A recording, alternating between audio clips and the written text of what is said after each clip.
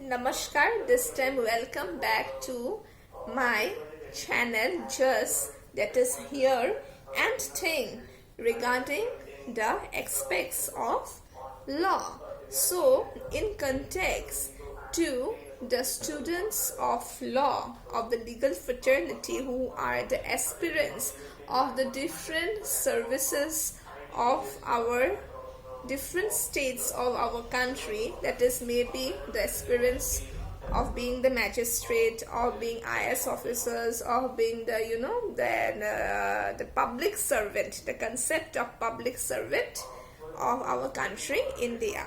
Now with this word, with this concept public servant, let us dive ourselves into the ocean of the Indian Penal Code, which is considered to be the substantive law of our country India, on the basis of which the procedural laws regarding the criminal aspect and the civil aspect, that is the Code of Criminal Procedure and the Code of Civil Procedure, is based on. So now let us understand the ambit of public servant under section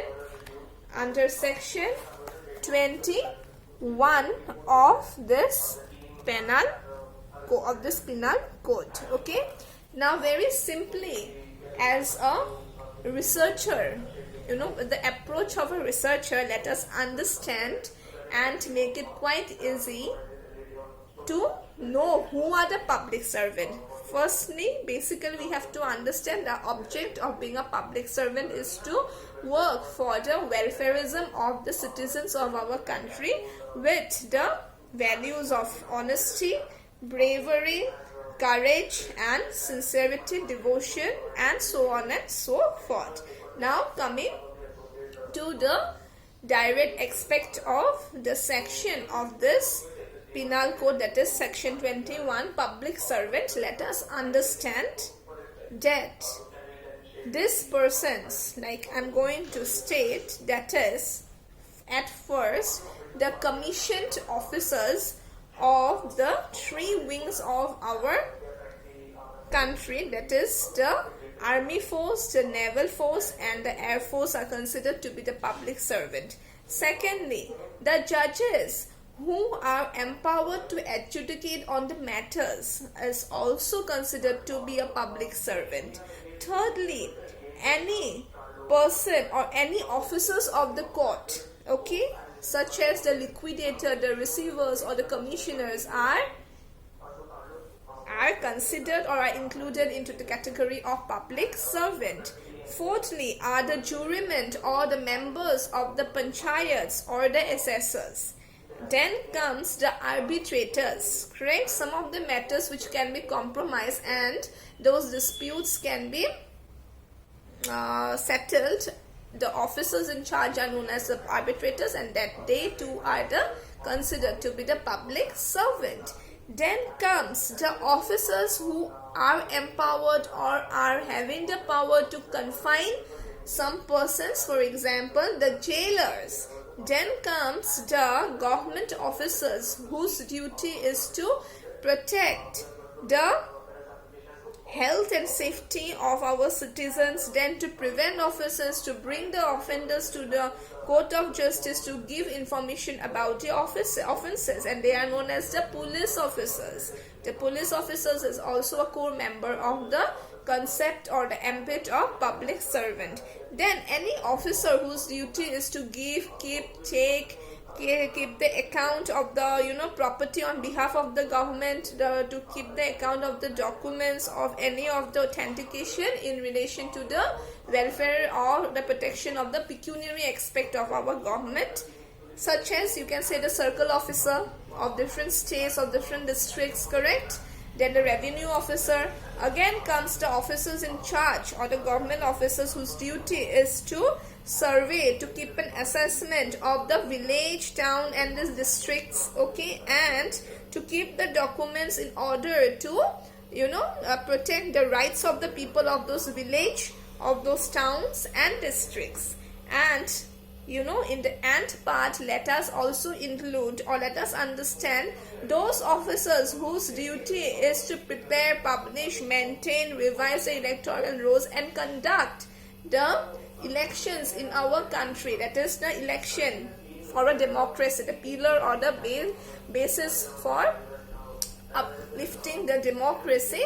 That is the election commission, or the officers of the election commission, who plays a very a pivotal role in processing out the election, is in different states, in different state level, according to our Constitution of India, are also the public servant. And finally, every person who is in service and the government pays or remunerates those persons in the form of fee or commission for the performance of any public duty are also known as the public servant. Clear? That is, the government clerks, you can say, in different offices. And finally, those people who are under the paid service of the Government of India Act, government company, the servants of the government company, as enumerated under section 617 of the Companies Act 1956, are considered to be the public servant. Clear?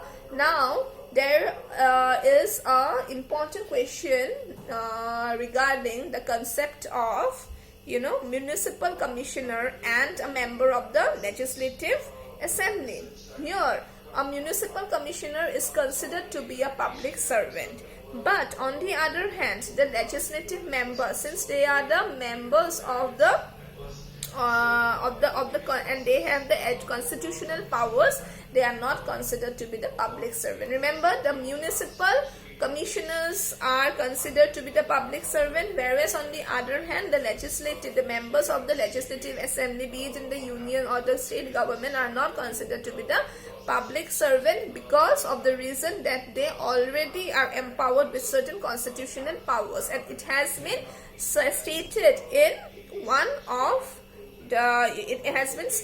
in one case law. You can just cite down the citation of that case, known as R.S. Nayak versus A.K. Antule in the year 1984. Again, I am repeating, R.S. Nayak versus A.K. Antule, 1984.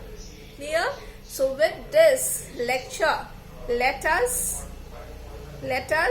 again hope and work forward for becoming a public servant with courage, devotion, honesty, bravery, and serve our country and make our country a